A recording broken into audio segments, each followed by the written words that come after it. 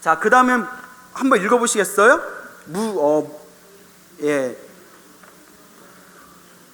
영무노사진까지 한번 끊어보세요. 아시겠죠? 예, 영무노사진. 여기서부터 이제 조금, 요거는 굉장히 어려운 내용이라서 쉽게 설명하고 바로 넘어가겠습니다. 어차피 이거는 한 몇 시간을 강의해도 모자르는 내용인데, 12연기법이라고 들어보셨어요? 예. 부처님이 깨달은 게 뭐냐라고 했을 때 대부분 학자들은 무엇을 깨달았다고 한다? 예, 연기법을 깨달았다고 합니다. 연기법. 부처님이 깨달음을 얻은 것이 무엇입니까? 라고 했을 때 그래도 가장 정답 중에 하나가 뭐다? 연기법. 근데 부처님이 깨달으신 연기법을 12개로 나눈 것을 뭐라고 한다? 그리고 당신이 깨달은 연기법을 사람들이 빨리 깨달을 수 있게 방법, 4가지 방법으로 나눈 게 뭐다? 사성제. 아시겠어요? 자, 부처님이 깨달은 게 뭐다? 연기법. 그리고 부처님이 깨달은 것을 중생들에게 알기 쉽게 깨달을 수 있도록 지도하는 방법이 뭐다? 사성제. 그래서 연기법과 사성제는 초기 불교에서 굉장히 중요한 겁니다. 무명진부터 노사진까지, 무명부터 무명진에서 노사에서 노사진까지는 12연기법을 말하는 거예요. 시간 관계에서 한자를 안 쓸게요. 첫째, 무명, 행, 식, 명색, 육처, 촉, 수, 애, 쉬, 유, 그 다음에 생, 노사. 12개 맞나요? 네, 맞네요. 잘 보세요. 그러니까 이 12연기법이 너무나 어렵고 너무나 심오하기 때문에 2500년의 불교를 통해서 수많은 사람들이 다 제각각으로 해석을 합니다. 그래서 하루는 안한존자가 12연기법에 대해서 듣고 나서 12연기법이 너무 쉽습니다 라고 하니까 부처님께서 제지를 하십니다. 그렇게 말하지 말아라. 12연기법이 쉽다고 말하지 말아라. 12연기법은 아주 어렵다. 깨달음을 얻어야만 완벽하게 이해할 수 있는 거다. 자, 그렇지만 그러면 우리는 아직 깨달음을 못 얻었지만 그래도 최대한, 그러니까 그래도 대충 무슨 뜻인가는 알고 넘어가야 되잖아요. 맞죠? 그래서 간단하게 소개를 해드릴게요. 일단 무명하고 행은 과거에 속합니다. 뭐라고요? 식에서부터 육까지는 현재에 속합니다. 뭐라고요? 그리고 생에서 노사는 미래에 속한다 해서 이게 과거, 현재, 미래로 흐른다라고 보편적으로 얘기를 하는데요. 자, 무명에 대해서 무명은 지금까지 한량없는 옛날부터, 시간이 없는 먼 한량없는 옛날부터 지금까지 살아오면서 우리가 어리석음으로 살았을까요? 지혜와 진리로 살았을까요? 그렇죠. 지혜와 진리로 살았으면 여러분들이 지금 이러고 있겠어요? 예? 가서 중생제도 하고 막 하늘 날라다니고 막 불국토에 갔다 지옥에 갔다 막 하셔야지. 그래요, 안 그래요? 자, 그러면 여러분 뭔가 답답한 게 와서 절에 왔잖아요. 맞죠? 답답해서 오셨죠? 예? 답답해서 왔습니다. 여기가 무릎이 닿기도 전에 맞춘다는 그곳이니까 뭐, 예? 그런데 가보셨어요? 자, 우리는 지금까지 한량 없는, 시간 없는 옛날부터 지금까지 살아오면서 어리석음으로 끊임없이 온갖 번뇌를 만들면서 살아왔습니다. 그 어리석음의 근원을 뭐라고 부른다? 무명이라고 합니다. 없을 무자에 밝은 명자. 밝다, 밝을, 명이라는 것은 진리를 뜻하거든요. 없을 무자니까 진리가 없다, 진리에 어두워진 상태, 어리석음의 상태입니다. 자, 무명은 뭐라고요? 어리석음, 탐진치 삼독의 어리석음이에요. 여러분의 존재는 지금 무명의 상태에 펼쳐져 있어요. 자, 여러분의 이제 존재가 어리석음에 의해서 이 어리석음이 행을 다른 말로 업이라고 합니다. 뭐라고요? 업은 다른 말로 굳이 쉽게 말하면 에너지라고 합니다. 에너지. 무명의 힘, 어리석음의 힘에 의해서 업의 에너지가 펼쳐지는 걸 뭐라고 한다? 행, 움직일 행. 갈행자, 한자로 움직일 행. 무엇이 움직인다? 업이 움직인다. 업의 에너지가 움직이고 있다는 거예요. 아시겠어요? 자, 우리가 어리석음이 있고 어리석음에 의해서 업의 움직임이 펼쳐져요. 자, 움직이고 나니까 무엇인가 생겨야 되잖아요. 첫 번째 생긴 게 뭐다? 식, 우리의 미세한, 그러니까 우리 제사 지낼 때 사람이 죽으면 지금 이렇게 떠들고 있는 현재 의식이 사라지겠죠. 맞습니까? 꿈을 꾸고 있는 걸 잠재의식이라고 해요. 잠재의식 사라질까요? 안 사라질까요? 죽으면 사라지죠. 죽은 사람이 꿈 꿔요? 안 꿔요? 좀 생각하고 얘기하세요. 죽으면 꿈 꿔요? 안 꿔요? 그러면 꿈을 잠재의식이라고 하는데 잠재의식이 사라져요? 안 사라져요? 그러면 무엇만 나느냐? 옛날에 얘기했잖아요. 뭐만 남는다? 무의식, 업식만 남는다. 기억나요? 안 나요? 예, 처음부터 들었던 사람 기억날 거예요. 찾아보세요. 막 열심히 못 쓰던데. 자, 업식이란 게 뭐예요? 내가 지금까지 지었던 선악과 악업의 모든 에너지가 모여있는 것을 뭐라고 한다? 업식이라고 하잖아요. 근데 이 업식을 우리가 제사 지낼 때 뭐라고 표현해요? 영가시여라고 표현하잖아요. 영가여. 그러니까 영가여. 자, 막 이거 무상계 하고 막 스님들이 요령 흔들고 막 꾸벅꾸벅 졸다가 정신 차리고 막 무상계 읽어주고 막 그러잖아요. 영가시여 내 말을 들어보시오. 이 세상은 꿈과 같고 몸은 더럽고 어서 불국토에 가시오라고 하는데 실제로 영가 귀신이 있어서 영가시여 하고 하는 게 아니라 뭐에다 말해준 거다? 업식에다가 부처님의 불법의 정보 종자를 넣어주는 거예요. 이해입니까? 좋은 데 가라고 해주는 거예요. 업식. 자, 이 식이 뭐다?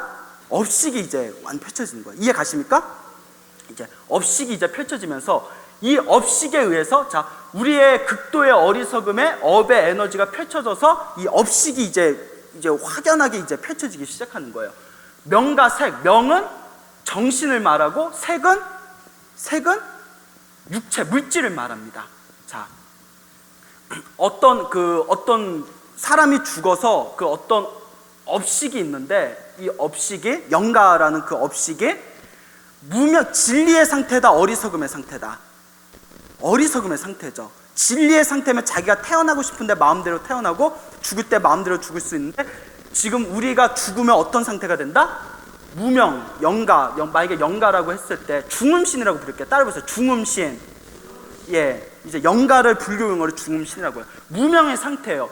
무명의 상태에서 무엇이 펼쳐진다? 업의 에너지가 펼쳐져요. 업의 에너지가 펼쳐지면서 전생에 축생의 업을 지은 사람은 어디 자궁으로 들어갈까요? 예? 개나 돼지나 이렇게 그런 데에 쏙 들어가는 거예요. 이해 가시죠? 전생에 천상의 업을 지은 중음신은 어디로 가게 될까요? 천상의 뭐의 힘에 의해서? 업의 힘에 의해서. 이해 가십니까? 근데 우리 인간을 기준으로 했을 때 엄마하고 아빠하고 정자와 난자가 착상되는 그 순간 이 중음신, 인간의 업을 지은 중음신이 어디에 들어간다? 엄마의 자궁 안에 그 난자와 정자가 착상된 그 수정란에 중음신이 들어가게 되는 거예요. 이해 가십니까? 들어가면서 본격적으로 무엇이 펼쳐진다? 식이 펼쳐지는 거예요. 이제 무언가 감지하기 시작하는 거예요. 그리고 이 수정란이 이제 딱 이루어지면서 엄마 자궁 뱃속에서 이제 무엇이 생겨요? 꼬물꼬물 덩어리가 생기죠. 근데 그 덩어리가 자궁에 초음파 사진 같은 거 보셨잖아요. 조그만 콩알 같은 덩어리 보이죠? 그게 미세하지만 정신이 있어요, 없어요? 그 정신을 뭐라고 한다? 명. 그리고 그 덩어리를 뭐라고 한다? 색. 여튼 명색이 생겼다, 안 생겼다? 그렇죠. 요 명색, 그 덩어리와 정신이 있는 그 콩알만한 게 어머니 뱃속에서 몇 달을 점점 지나면서 아까 말한 안입이 설신이가 펼쳐져요, 안 펼쳐져요? 점점 눈, 코, 귀, 손 막 이런 게 형체가 만들어지죠. 그걸 뭐라고 한다? 육처. 이해 가십니까? 육처라고 해요. 자, 이제 육처가 갖춰지고 이 육처가 이제 완벽해지면서 잘 보세요. 촉은 잘 보세요. 아까 말했듯이 눈이 있으면 무엇을 볼 수 있게 된다고 했죠? 네? 색, 물건을 볼 수 있게 되고 귀가 있으면 무엇을 듣게 된다고 했죠? 자, 이런 부딪힘을 뭐라고 한다? 촉, 대상과의 부딪힘. 눈이 생기니까 무엇을 보게 된다? 물질. 그러니까 눈과 물질이 부딪혀서 그것을 인식할 수 있는 걸 뭐라고 한다? 촉입니다. 아시겠죠? 아까 18개하고 같은 맥락이요? 자, 부딪히기 시작해요. 눈으로 물건을 보고 부딪히기 시작하면 무엇을 얻게 된다? 느낌을 얻게 된다. 받을 수. 근데 느낌에는 세 가지 느낌이 있어요. 좋은 느낌, 나쁜 느낌, 그리고 좋지도 나쁘지도 않은 느낌. 느낌을 받게 됩니다. 아시겠습니까? 자, 그럼 여기서 이제 중요한 거. 좋은 느낌, 나쁜 느낌, 나쁘지도 않은 느낌을 분별할 줄 알게 되면 무엇이 생기게 될까요? 사랑의 자, 갈래. 예? 여기서 말하는 갈래는 목마른 사람이 물을 찾는 것 같은 감정을 느끼게 된대요. 아시겠습니까? 왜 그런 감정을 느끼게 된다? 느낌을 얻었기 때문에. 예, 그래서 우리가 좋은 느낌은 자꾸 어떻게 하려고 그래요? 자꾸 얻으려고 하고, 나쁜 느낌은 어떻게 하려고 그러죠? 피하려고 하죠. 그 작용이 뭐다? 애예요. 자, 그 다음에 갈래, 목마른 사람이 물을 찾는 듯과 같은 감정을 느끼기 시작하면서 잡을 취자예요. 본격적으로 무엇이 생긴다? 집착이 생기는 거예요. 집착. 따라해보세요. 집착. 자, 그래서 요 애는, 요 사랑의 자예요. 요 애는 미세한 집착. 따라해보세요. 미세한 집착. 작은 집착, 미세한 집착. 그리고 취는 거친 집착. 따라해보세요. 거친 집착. 예, 이해 가십니까? 그러니까 제가 여러분이 장동건 좋아하시죠? 장동건을 보고 어떤 마음 들어요? 잘생겼다라는 거는 애와 취 중에 뭘까요? 애죠. 근데 잘생겼다는 마음이 점점 강해지면서 널 소유하고 말겠어. 막 이런 마음을 일으켜요. 그러면 애와 취 중에 뭐가 된 거예요? 취가 되는 거예요. 어때? 미세한 차이 이해 가요? 자, 그 다음에 이런 집착으로 인해서 유를 있을 유자예요. 있을 유자. 따라해보세요. 존재. 완벽하게 이제 존재화가 돼요. 완벽하게 그게 완전히 무르익어요. 하나의, 그러니까 공장에서 물건을 만들었다면 유는 존재라고 표현하는데 우리식으로 쉽게 말하면 완성품이 이루어집니다. 이해 가십니까? 요 완성품의 상태가 어떻게 된다? 태어난다. 이제 어머니 자궁 안에서 태어나게 되는 거예요. 이해 가세요? 태어난 것은 반드시 어떻게 된다? 늙는다. 늙어서 어떻게 된다? 죽는다. 이것이 무명에서 노사까지 완벽하게 깨달음을 얻으신 분이 우리의 삶을 이렇게 펼쳐본 그런 12의 12가지의 어떤 인과의 고리예요. 조금 이해 가세요? 시간이 없어서 요 정도뿐이 설명을 못 해드리는데 여기에서 시작해서 이제 다시 확장 해석이 됩니다. 이해 가시죠? 근데 일단 여기까지 끊을게요. 하여튼 대충 12연기 흐름은 알겠죠? 자, 우리의 어리석음의 그 힘에 의해서 업력의 힘을 일으키고 그 업력이 업식화 돼가지고 정신과 물질적인 걸 만들어내고 정신과 물질이 본격적으로 아니비설신이를 완전히 탄생시키고 그리고 아니비설신이가 만들어지니까 대상과의 부딪힘이 펼쳐지니까 좋다 싫다라는 느낌이 펼쳐지니까 미세한 집착, 뭔가 끌리는 거, 그리고 끌리는 게 강해지니까 강한 집착, 막 소유하고 싶다. 그 강한 집착으로 인해서 그 집착의 에너지로 인해서 무엇이 펼쳐진다? 존재, 완성품이 완전히 나와서 그 완성품이 태어나서 늙고 죽은 뒤에 또 다시 어떻게 된다? 무명으로 또 펼쳐지는 거예요. 이해 가십니까? 자, 근데 무명이 앞에 무자를 없애고 명으로 바뀌어요. 그냥 발그물이 돼요. 그럼 나머지 삶은 다 어떻게 될까요? 완벽하게 또 이제 변화가 이루어집니다. 무명인 상태에서는 이런 중생의 삶을 살게 되지만 우리가 깨달음을 얻어서 명의 상태가 되면 요 모든 것에서 초월하게 돼요. 완전한 자유인이 되는 거예요. 그래서 우리의 불교의 목적은 무명을 무엇으로 만드는 거다? 명으로 만드는 거다. 명으로 만들면 태어남과 늙고 죽음에서 어떻게 된다? 벗어나게 된다. 이해 가세요? 그래서 부처님께서 뭐라고 했냐면 우리가 태어나고 늙고 죽고 괴로움을 당하는 원인은 뭐다? 무명이다. 근데 무명이 다하면, 그러니까 무명이 끝나면 우리가 태어나고 늙고 죽는 게 어떻게 된다? 사라진다. 이해 가세요? 자, 그런데 그래서 부처님이 요걸 목표로 공부를 하라고 가르쳐 주셨는데 또 반야심경에서 무명 앞에 뭐가 붙었어요? 무명도 없고 또 무명이 끝나는 것도 없고 내지에서부터 노사, 늙고 죽는 것도 없고 늙고 죽음이 끝나는 것도 없다. 한마디로 12연기법을 부정했어요, 안 했어요? 예, 12연기법을 또 싹 부정해버려요. 우리가 눈이 있고 귀가 있고 코가 있고 입이 있는데도 부처님이 앞에서 눈도 없고 코도 없고 귀도 없다라고 하듯이, 우리가 부처님께서 이 12연기법 무명에서부터 노사까지를 다 가르쳐 주셨는데 앞에다 뭘 붙였죠? 없을 무자를 붙이셨어요. 자, 왜 그러느냐? 12연기법은 이제 깨달음을 얻기 위한 방법입니다. 이해 가시죠? 깨달음을 얻기 위한 방법인데, 이제 반야심경으로 말하면 우리가 살고 있는 삶은 꿈이다 아니다? 꿈이다. 큰 꿈이다. 우리가 지금 현실을 꿈이라고 모르고 있지만, 저번 시간에 이거 계속 강조했죠, 제가? 저번 시간에 제대로 들은 분은 이제 이해가 쫙 될 거예요.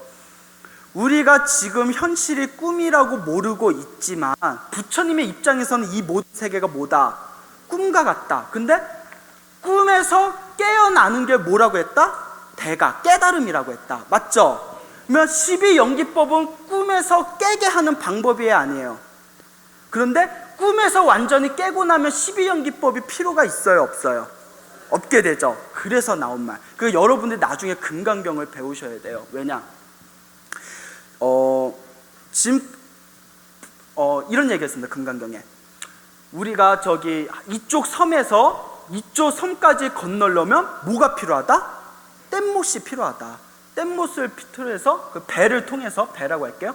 배를 통해서 이쪽 섬에서 저쪽 섬까지 바다를 건너왔는데, 이 배 덕분에 배야 너무 고맙다, 뗏못아 고맙다, 배야 너 덕분에 내가 이 행복한 섬에 왔다 해가지고 섬으로 올라가는데 내가 이 소중한 배를 버릴 수가 없어 하고 배를 등 위에 지고 가면 어리석음이다 아니다? 어리석음이다. 그와 같이 부처님의 법도 그와 같아서, 그러니까 모든 종교사에서 이렇게 법을 설한 게 없어요. 자, 나의 법도, 나의 진리도 그와 같으니 나의 법은 괴로움에서 행복한 곳으로 가라는 거다. 근데 괴로운 곳에서 행복한 곳으로 가려면 반드시 뭐가 필요하다? 불법이 필요하다. 불법이 필요한데, 내가 부처님의 가르침 덕분에 내가 괴로움을 벗어나서 행복한 곳으로 왔다, 행복함을 얻었다 해서 불법에 집착한다면 그것은 어리석음이다 아니다? 그것도 어리석음이라는 거예요.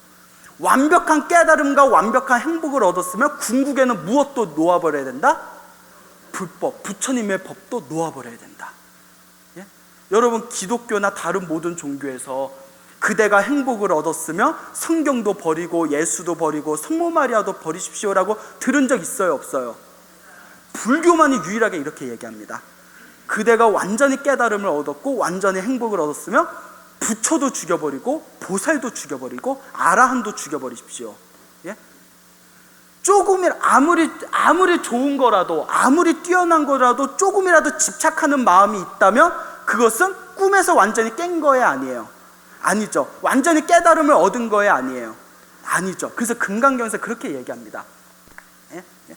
법도 하물며 버려야 되는데, 진리도 하물며 버려야 되는데 진리 아니한 것은 어찌 버리지 못하는가라는 부처님의 고준한 법문이 나오게 되는 거죠. 근데 이렇게 얘기하면서 항상 당부하는 말, 여러분들은 지금 버리시면 돼요, 안 돼요? 예? 예? 예? 지금 부처님 버리면 돼요, 안 돼요? 예? 예? 자, 착각하면 안 돼요. 여러분들 깨쳤어요, 안 깨닫었어요? 자, 이 상태는 반야심경, 이 상태는 깨달음의 입장에서 설명한 거다 아니다? 깨달음의 입장에서 설명한 겁니다. 아시겠죠? 자, 그래서 이겁니다. 불교에서는 모든 것을 무집착이라고 하거든요. 뭐라고요? 집착을 버려야만 완벽한 깨달음을 얻을 수 있다. 자, 집착을 버려야만 완벽한 깨달음을 얻을 수가 있다.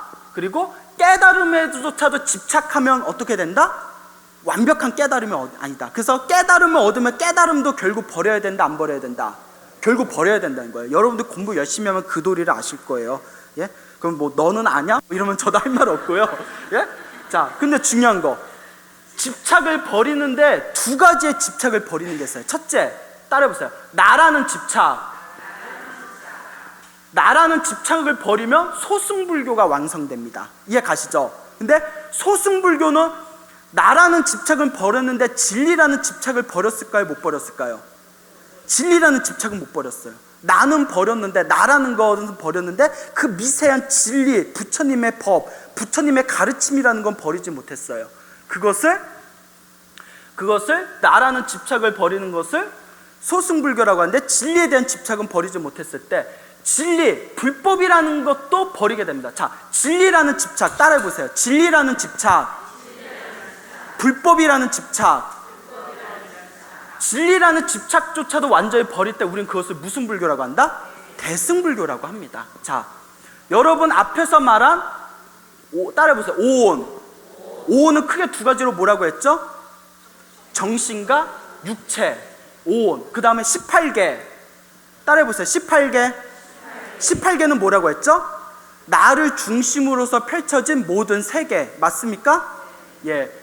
오온과 18개에 집착하지 말라. 무오온, 무 18개. 오온과 18개에 집착하지 말라는 건 뭐에 집착하지 말라는 걸까요?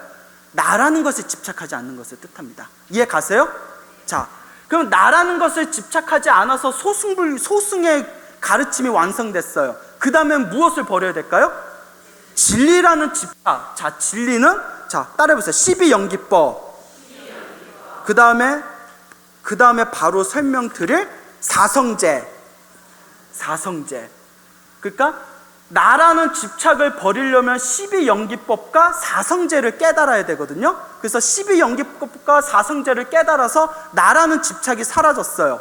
나라는 집착이 사라진 뒤에는 나중에는 무엇도 버려야 된다? 12연기법과 사성제도 버려야 된다. 그래서 12연기법도 앞에다 뭘 붙인다? 무, 집착. 12연기법에도 뭐 하지 말라? 집착하지 말라. 그래서 무무명, 영무무명진 내지 무노사, 영무노사진. 무명과 무명이 끝난 거에도 무집착하고 내지 노사와 노사가 끝난 거에도 무집착해라 라는, 진리에도 집착하지 말라라는 법문이 나오게 되는 겁니다. 아시겠습니까?